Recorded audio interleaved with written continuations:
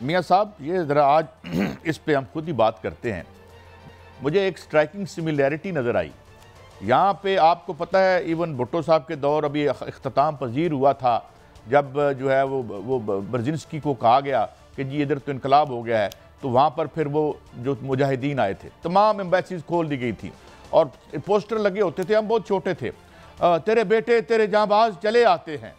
اچھا وہ جاں باز آئے، پھر ہمیں پتہ چلا ہو یہ تو دہشت گرد ہیں. آج شام میں HST ہو یا النصرہ گروپ کے آگے ٹوٹے ہوئے آؤٹ فٹس ہوں، اسی کا ایکشن ریپلے وہاں پہ ہو رہا ہے. یہ ہر جگہ واردات کی جاتی ہے، کبھی انہیں مجاہدین بتایا جاتا ہے، کبھی انہیں جو ہے وہ دہشت گرد بتایا جاتا ہے. اچھا اب یہ ہو رہا ہے اور اس کے بعد صاحب یہی میں رہنمائی آپ سے لوں گا سر کہ کام شروع ہوا تھا غزہ سے اور اس کے بعد لبنان پھر شام، اور میں آج ایک حدیث مبارکہ بھی دیکھ رہا تھا، ابن ماجہ میں حدیث مبارکہ ایک کوٹ کی گئی ہے جس میں یہ کہا گیا ہے کہ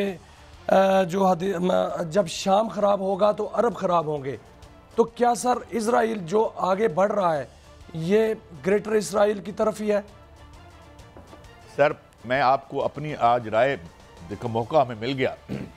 بات یہ ہے کہ بہت بڑی اکنامک ونٹر نے ہٹ کر دیا ہے سیارے کو. آج کا نظام سٹالنزم کے نظام کے بعد آج کی جو یہ سسٹم ان پلیس ہے جسے نیو لبرل اکنامک پروجیکٹ کہتے ہیں، اس نے ان کا برکس نکال دیا ہے. یہ جنگیں یہ ادھر یہ ساری واردات جو کر رہے ہیں کیونکہ امریکہ کی رولنگ ایلیٹ کو ایک خاص یعنی ان کا ایک نظریہ جسے کہتے ہیں وار کیپیٹلزم.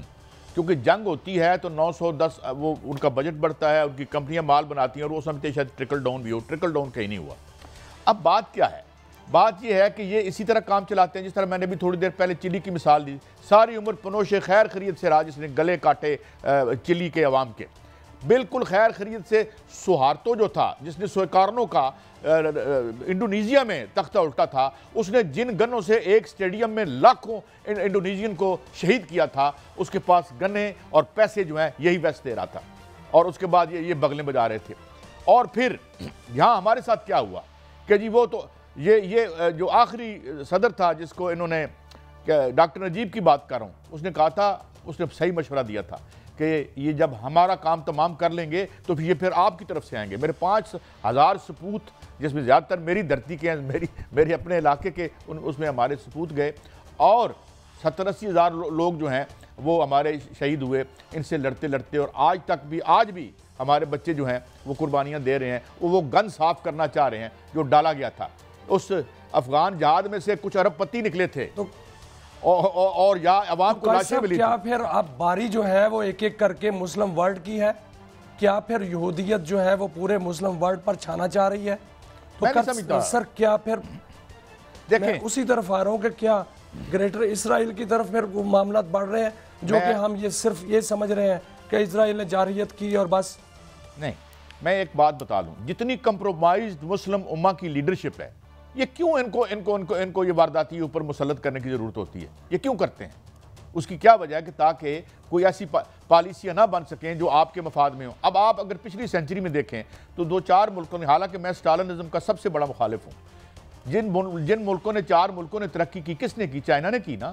1949 کا ریولوشن اس کے پیچھے کھڑا ہے. آج روس دوسری بڑی فوجی طاقت ہے تو اس کے پیچھے 1917 کھڑا ہے. میں یہ نہیں کہتا کہ سٹالنزم حل ہے، بلکہ ہم سٹالنزم کے کرٹک رہے ہیں اور نہ ہی ہم غیر جمہوری رویوں کے اور غیر جمہوری نظام حکومت کو سپورٹ کرتے ہیں. مگر آپ اس چنگل سے اگر نہیں نکلتے، یہ IMF اور یہ فیٹف اور یہ آپ فیٹف میں رولا بن گیا آپ کا.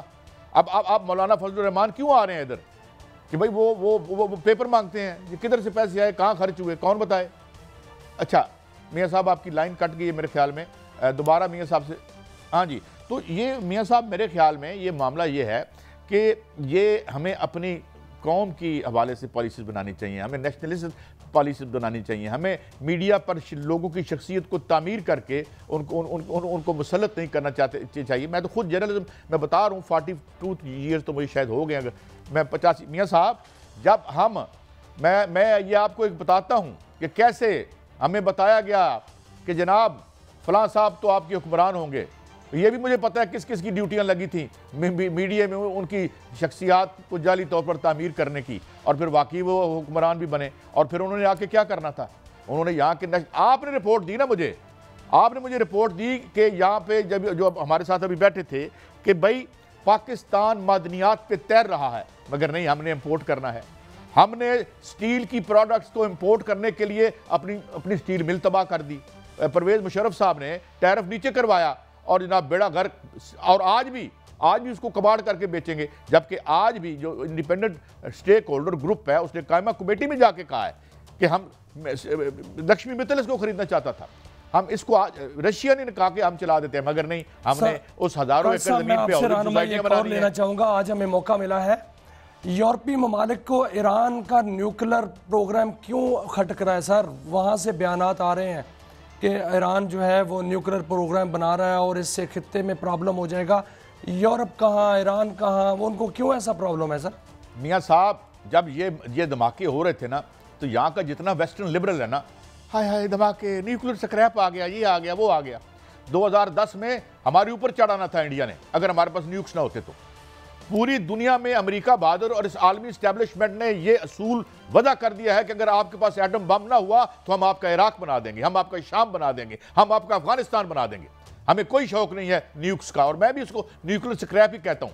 مگر یہ ہماری اونلی پاسپورٹ ٹو اور سیفٹی ہے، جدھر مرضی گھس جاتے ہیں. جس طرح غزہ میں انہوں نے گلے کاٹے ہیں، ان کی سفاکیت دیکھیں، ان کے سپک اینڈ سپین سوٹ دیکھیں، ان کی مہذب گفتگو دیکھیں، اور اندر ان کی چھپی ہوئی وہ درندگی دیکھیں کہ چھوٹے چھوٹے بچے جو ہیں ان کے لاشیں اڑ جاتے ہیں اور یہ ہنس رہے ہوتے ہیں. And they retire to their comfortable bedrooms for one night good sleep. رات کو سونے کیسے جاتے ہیں؟ ورلڈ کہاں ہے، مسلم ورلڈ کہاں ہے جس کو مسلم امہ کہتے ہیں؟ وہ کدھر ہے؟ وہ مسلط کر دیکھتے رہیں گے گلے کٹتے ہوئے.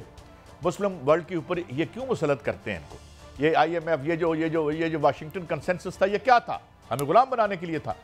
یہ ساری جو واردات ہوتی ہے اب، اور ڈر یہ ہوتا ہے. میں ایٹلی کو کوٹ کروں، غالباً یہ پرائم منسٹر تھا اس کا، اور یہ میرے پاس خبر پڑی ہوئی ہے، یہ 20 یا 30 کی خبر ہے، 1920 یا 30 کی. اس نے کہا یار ہمارا مسئلہ اور نہیں ہے، ہمارا مسئلہ یہ ہے، میں وائنڈ اپ کرتا ہوں، ہمارا مسئلہ یہ ہے کہ یہ جو سب کانٹیننٹ ہے یہ کہیں ہمارے خلاف جو بلاک بن رہا تھا چائنا کا یا رشیا کا، ادھر جائے گا یا ہماری طرف. میاں صاحب یہ ذرا آج اس پہ ہم خود ہی بات کرتے ہیں.